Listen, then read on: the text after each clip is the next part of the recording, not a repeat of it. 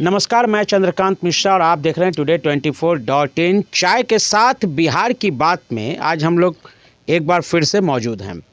हमारे साथ में हैं कृष्ण बल्लभ शर्मा।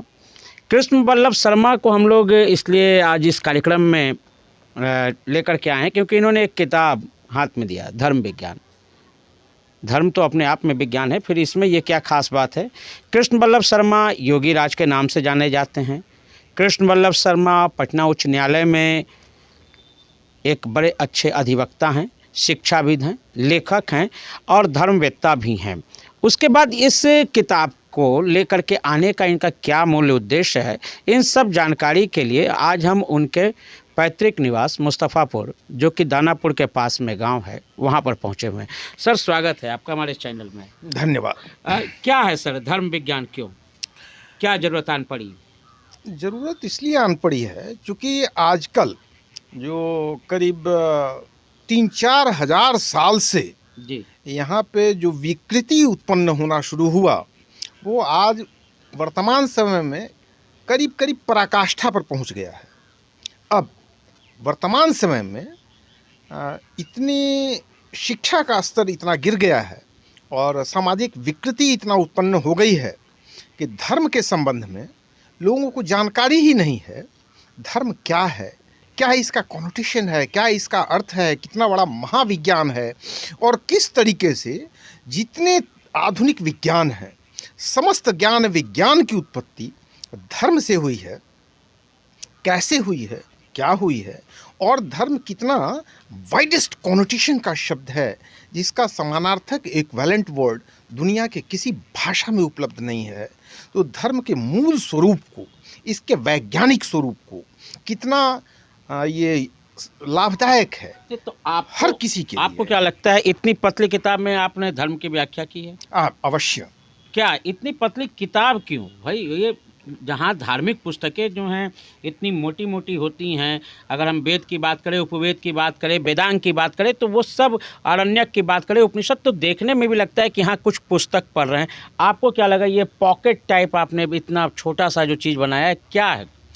इसके पीछे मूल कारण ये है कि आजकल के आधुनिक युग में नई पीढ़ी के युवा वर्ग के लोग जो कि हैं, बच्चे हैं, इनको मोटी मोटी किताब देखते के साथ इनको नींद आना शुरू हो जाता है। मोटी किताब पढ़ने में ये लोग इंटरेस्टेड नहीं रहते हैं। तो ये एक बहुत बड़ी चुनौतीपूर्ण कार्य था कि जो वेद, उपनिषद, गीता, गायत्री, स्मृति ग्रंथ वगैरह में जितने भी मूल तत्व लिए गए हैं, मूल सूत्र जो हैं, स्वस्थ सफल सुखमय जीवन का, शिक्षा, शासन, न्याय, सुरक्षा, स्वास्थ्य, विकास, अर्थव्यवस्था संचालन का जितना वैज्ञानिक मूल सूत्र है, उसको आम आदमी की भाषा में, सरल सिंपल भाषा में, बहुत छोटे में एक्सप्लेन करना। और साथ साथ दो चुनौती थी हमारे सामने। एक, अगर जो छोटी पुस्तक में छोटे छोटे अक्षरों में अगर जो लिखा जाए तो कुछ ज़्यादा बात अट सकता है, लेकिन यहाँ बड़े बुजुर्ग लोग जो कि हैं, जिनकी दृष्टि कमज़ोर हो गई है या लगातार मोबाइल का इस्तेमाल करते करते नई पीढ़ी के लोगों की भी आंख कमज़ोर हो गई है, तो छोटा छोटा अक्षर पढ़ने में दिक्कत हो जाता है। इसलिए इसमें बड़ा बड़ा मोटा मोटा अक्षर में दिया गया है और मात्र 18 पृष्ठों में 21 ठो मूल सूत्र एक्सप्लेन किया गया है आम आदमी की भाषा में, जिससे संपूर्ण ज्ञान विज्ञान, भारतीय जो परंपरा रही है, उस सारी चीज़ को शॉर्टकट में लोग समझ सके। जैसे 21 आपने कहा कि मूल सूत्र है, तो जैसे एक दो आप बताएं कि क्या उसमें है विशेष? हाँ, 21 मूल सूत्र का बहुत शॉर्ट में हम एक्सप्लेन कर लेते हैं। इसका ये 21 मूल सूत्र में पहला जो मूल सूत्र है वो दिए हैं परमात्मा का। जो आज अंधविश्वास कह लीजिए, आपसी टकराव कह लीजिए, रिलीजन मजहब की उत्पत्ति के बाद जो वैचारिक टकराव हुआ है, सैद्धांतिक टकराव हुआ है, सभ्यता संस्कृति का क्लैश ऑफ सिविलाइजेशंस की लोग बात करते हैं, लेकिन भारतीय सभ्यता संस्कृति में केवल दो ही चीज़ रहा है, धर्म और अधर्म। अलग अलग धर्म कभी नहीं हो सकता है। अलग अलग रिलीजन हो सकते हैं, मजहब हो सकते हैं, धर्म नहीं हो सकता है। और दूसरा साकार निराकार, द्वैत अद्वैत, विशिष्टाद्वैत, बहुत तरह का कॉन्फ्लिक्ट रहा है। तो ये टकराव नहीं होना चाहिए।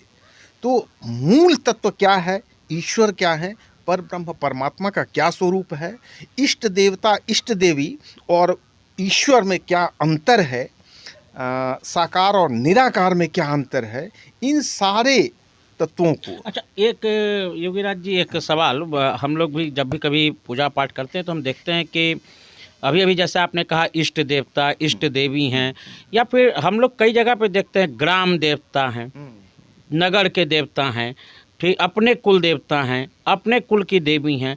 तो ये सब विषय पे आपने 21 में डाल दिया है सूत्र में। बिल्कुल बिल्कुल, ये सारे चीज़ को एक्सप्लेन किया गया है कि इष्ट देवी इष्ट देवता क्या है। ये दैवी शक्तियों की जो पूजा प्रार्थना की जाती थी, क्योंकि यहाँ पे कण कण में भगवान की बात कही जाती है, एवरी एटम में। यहाँ पे संस्कृत का बहुत ही सुंदर श्लोक का एक वाक्य है, यत पिंडे तत् ब्रह्मांडे। एक छोटे से पिंड में जो है समस्त ब्रह्मांड में वही है। एक अणु, एटम जिसको आजकल कहा जाता है, एटम में भी आप जिसको निर्जीव पदार्थ समझते हैं, मिट्टी है, बालू है, चट्टान है, कण है, धूल है, उसमें भी गति है। उसमें भी जैसे मनुष्य के शरीर गतिमान है, हमेशा आप सो भी जाते हैं तभी गतिमान रहता है, करोड़ों जीव आपके शरीर में पल रहे हैं, उसी तरीके से एटम में भी इलेक्ट्रॉन प्रोटॉन न्यूट्रॉन होता है, वो भी लगातार निरंतर गतिशील है। तो समस्त इन सारे पर ब्रह्म परमात्मा के अतिरिक्त संपूर्ण ब्रह्मांड में और कुछ है ही नहीं उसको। इसीलिए हम लोग वायु की भी पूजा करते हैं, सूर्य की भी पूजा करते हैं, प्रकाश की भी पूजा करते हैं, बादल की भी पूजा करते हैं, वर्षा की भी पूजा करते हैं, वृक्ष की भी पूजा करते हैं, ग्राम देवता, पूरा एनवायरनमेंट, सब कुछ की पर्यावरण की बात। हाँ। और दूसरी चीज हुआ इष्ट देवी इष्ट देवता। ये दरअसल मूर्ति पूजा का एक अलग स्वतंत्र विज्ञान है। अच्छा। और विज्ञान ये साधना के लिए होता था, दिव्य शक्ति को उत्पन्न करने के लिए, दिव्य सद्गुण संस्कार को डेवलप करने के लिए, और अपने रुचि के हिसाब से जो जिस तरह के प्रोफेशनल्स हैं अपने हिसाब से इष्ट देवी इष्ट देवता रोल मॉडल जिसको आज आप कहते हैं, उस रूप में लोग सेलेक्ट किया करते थे। अब जिसको पहलवानी करनी है वो हनुमान जी की पूजा कर रहा है, कोई मैथमेटिशियन है वो चित्रगुप्त की पूजा कर रहा है, कोई शक्ति की आराधना करनी है तो काली का अपना किया, ज्ञान स्टूडेंट है पढ़ाई लिखाई के लिए है तो सरस्वती की आराधना कर रहा है। तो यहाँ पे ये वैश्य लोग हैं तो वो लोग गणेश लक्ष्मी का करते हैं। योगीराज जी, एक और प्रश्न आपसे करेंगे। आप इस किताब से के मार्फत ही आपसे हमारा परिचय हुआ था। आपने इस किताब को एक बार मेरे हाथ में दिया और हमने देखा, तो ये आप जो जिस तरह से ये आप कह रहे हैं कि धर्म एक विज्ञान है और इस धर्म का प्रचार करने के लिए जो आप ट्रेंड अपना रहे हैं, क्या ये आपको नहीं लगता है कि ये आज भी पौराणिक काल की तरह ही है कि आप डोर टू डोर जा रहे हैं, लोग से पर्सन बाय पर्सन मिल रहे हैं और ये दे रहे हैं, जबकि आज भी ये सब प्लेटफॉर्म मौजूद हैं कि आप डिजिटल प्लेटफॉर्म पर अगर चले जाएँ तो ऐसे कई चैनल्स बने हुए हैं जिसपे इन सबों के विषय में जानकारी मिल जाती है। तो क्या आपको नहीं लगता है कि ऑनलाइन जा कर के हम लोग इस पर बात करें? उस पर भी होना चाहिए, और हर जितने भी वैज्ञानिक साधन हैं आधुनिक युग में उन सभी का सकारात्मक सार्थक इस्तेमाल करते हुए विश्व के विकास के लिए, कल्याण के लिए, इस धर्म के मूल रूप के विस्तार के लिए, सही जानकारी तक लोगों तक पहुंचाने के लिए सारे उपाय करना चाहिए, और हम लोग करेंगे भी। और अभी जो मूल चीज़ एक्सप्लेन कर रहे थे 21 तो इसके ये है मूल सूत्र है। तो पहला सूत्र हो गया परब्रह्म परमात्मा, और इष्ट देवी इष्ट देवता वगैरह पूजा प्रार्थना वगैरह की विधि से संबंधित है। एक पेज में केवल उसको कंटेन कर दिया गया है। दूसरे पृष्ठ में दिया गया है जो शिक्षा हम लोग का मूल है। तो शिक्षा के लिए गुरुकुल पाठ्यक्रम जो हुआ करते थे, आजकल गुरुकुल के नाम पर केवल अजीब तरह की स्थिति है, केवल संस्कृत थोड़ा सा पढ़ा दिया जाता है या कुछ वेद के सूक्त पढ़ा दिए जाते हैं, योगासन प्राणायाम करा दिया गया और बाकी CBSE का सिलेबस पढ़ा दिया जाता है। वो गुरुकुल नहीं हो सकता है। गुरुकुल के अलग, उसकी एक अलग शैली होती है, उसके पाठ्यक्रम अलग होते हैं और पूर्णतः विज्ञान पर आधारित है। तो गुरुकुल के वास्तव में विषय वस्तु क्या है शिक्षा का, उसको इसमें एक्सप्लेन किया गया है। गुरुकुल में ये 18 मूल विषय होते हैं। इसका पहला विषय है वेद विज्ञान। वेद का विज्ञान क्या क्या है, किस तरीके के वेद में किस तरह के साइंटिफिक फार्मूलाज का, वैज्ञानिक सूत्रों का संकलन है। वेद को अगर जो अंग्रेजी में कहें तो it's a first compendium of scientific formulas on this earth. ये कोई पूजा पाठ का मंत्र नहीं है, दुनिया के समस्त ज्ञान विज्ञान के वैज्ञानिक सूत्रों का संकलन है। दूसरा विषय हुआ करता है गुरुकुल पाठ्यक्रम का, वो है आयुर्विज्ञान, आयुर्वेद, जो स्वास्थ्य विज्ञान कह लीजिए, चिकित्सा विज्ञान कह लीजिए, सो है। तीसरा विषय है योग विज्ञान। योग विज्ञान भी केवल एक्सरसाइज नहीं है, योगासन प्राणायाम नहीं है। योग विज्ञान बहुत ऊंची चीज़ है। आत्मा का परमात्मा से कैसे कांटेक्ट किया जाता है, कैसे दिव्य ज्ञान प्राप्त किया जाता है, दिव्य साधना कैसे प्राप्त की जाती है, उसका एक बहुत वैज्ञानिक उसका प्रावधान है, वैज्ञानिक विधि है, उसके संबंध में जानकारी दी जाती है। चौथा विषय है धर्म विज्ञान। धर्म विज्ञान अपने आप में संपूर्ण विज्ञान है, उसके संबंध में शिक्षा प्रदान किया जाता है। फिर अर्थ विज्ञान, अर्थ विज्ञान जिसको आप आधुनिक युग में अर्थशास्त्र जिसको कहते हैं। फिर न्याय विधि विज्ञान, ये science of law and justice हो गया। फिर व्यवहार विज्ञान, बिहेवियरल साइंस, किस तरीके से परिवार में, समाज में, दोस्त के साथ, दुश्मन के साथ, बेटा बेटी, पति पत्नी, माँ बाप, हर किसी के साथ कैसे व्यवहार करना चाहिए, how to handle all kinds of situations and persons in different situations and different circumstances, उसको एक्सप्लेन किया जाता है। फिर सैन्य विज्ञान, मिलिट्री साइंस, कैसे एक सुशिक्षित व्यक्ति 150 आदमी को कैसे हैंडल कर सकता है, इसके लिए आत्मरक्षा के लिए भी, दूसरों की रक्षा के लिए भी, समाज की रक्षा के लिए एक सशक्त व्यक्तित्व के रूप में तैयार किया जाता था। एक सुशिक्षित व्यक्ति सैकड़ों सेना के बराबर हुआ करता था। इसके लिए सैन्य विज्ञान की पढ़ाई होती थी। योगीराज जी, यहाँ पर हम आपको थोड़ा सा रोकेंगे, इसलिए क्योंकि हमने ये जान लिया कि आपने कहा है कि 18 विषय इसमें शामिल है, और हम चाहेंगे कि आप सभी को डील ना करें, ताकि हमारे दर्शक कम से कम एक बार इस किताब को लेकर पढ़े जरूर। ठीक है। और इसमें एक और अहम सवाल ये कि आज के दौर में, आधुनिकता के इस दौर में, ये किताब कितनी प्रामाणिक साबित होगी?